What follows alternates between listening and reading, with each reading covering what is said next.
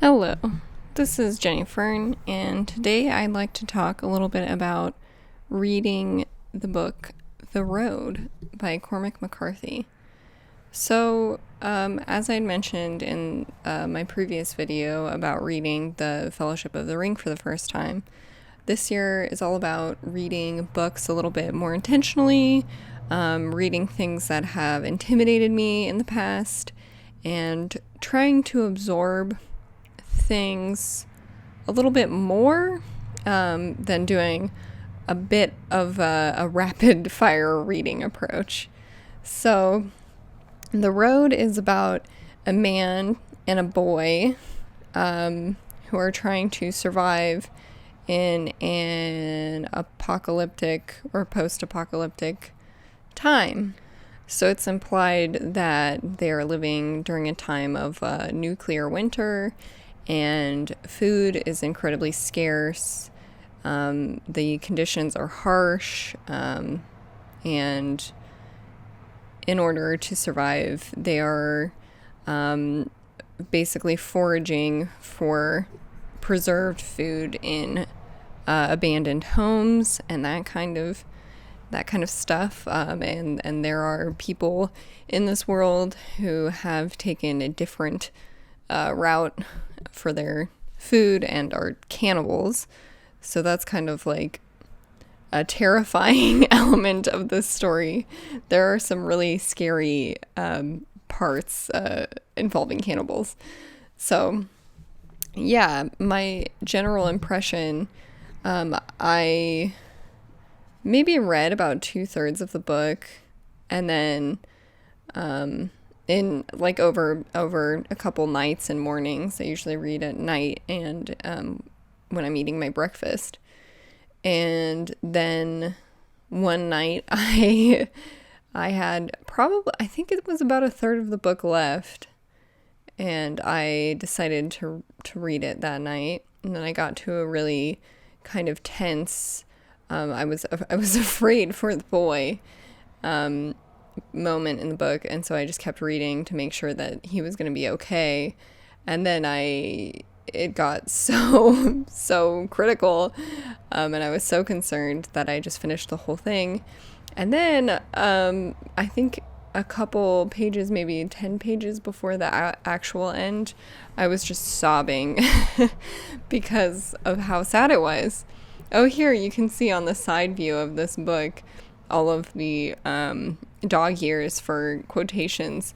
And that last chunk where there's not really a lot of dog ears, I think is mostly because I was reading it so quickly, which was not my intention. I am trying to read things a little bit slower and absorb things more, but boy, this book is a fast read.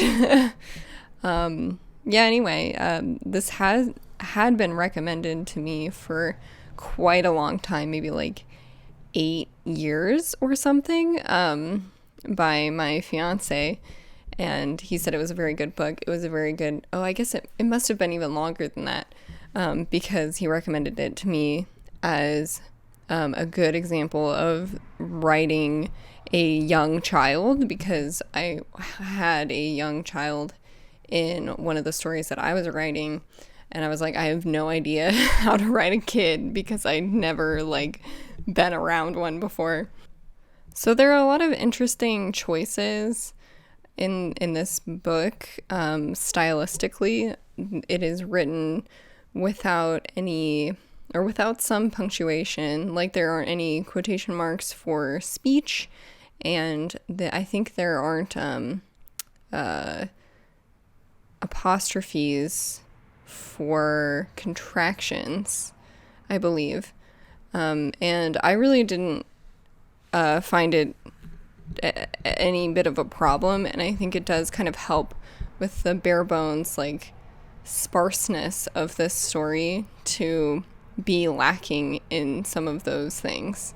So I thought it was not distracting, and I think the intention of it is interesting. There are also other kind of intentional choices in the content. So for the characters, they aren't given names. There's just, I think, man boy and other descriptions for people who are in the world, but they aren't actually given or going by any name. And the other kind of element of that is there's no definition of where they are. There are clues and hints where you have a sense of where they are, and you aren't explicitly told what happened to the world to make it this way. There are a lot of descriptions about like the state of the world, like how dreary it is and that kind of stuff, but there isn't any background of the events leading up to this disaster. And that lends itself to the bare bones, brutalistic, feel of this world, that stuff really doesn't matter anymore. And that all that matters is the present and surviving and just keeping moving, keeping going on. And the real strength that I felt with this book was the relationship between the father and son, and the absolute desire and hard work of the father to try so hard to keep them both alive. To some extent, everyone is dying so rapidly, and life is so poor. The quality is so poor, and he is just trying so desperately hard to keep them both alive. And I'm really touched by stories of people who are trying and who really feasibly can't succeed. It just breaks my heart.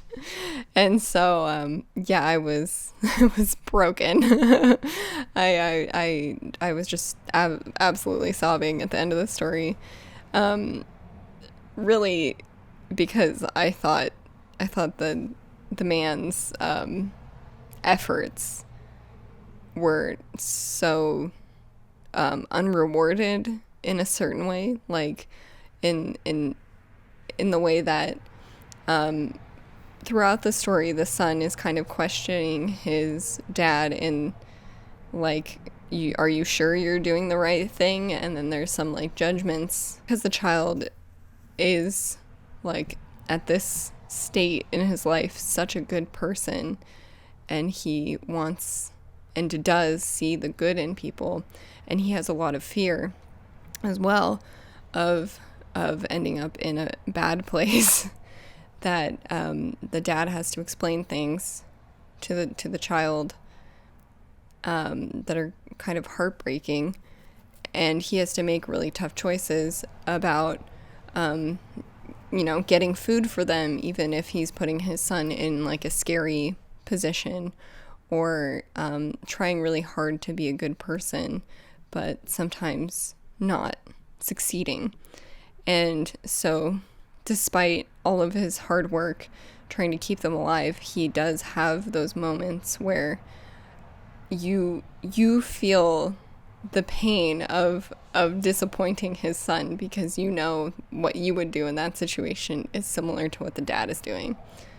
So overall, I thought its strength was in its ability to just squeeze out all of the empathy and compassion, and really put you into the position of these characters, and feel what they feel and feel what they're going through, to just a tiny degree, but it's enough for it to be incredibly powerful. So I do have some quotes that I've set aside in this book, but I have decided I won't be going through those in these videos just because it takes too long. I still have to figure out some way of recording those and hopefully sharing them with people. But anyway, I hope you enjoyed this video, and thanks for watching.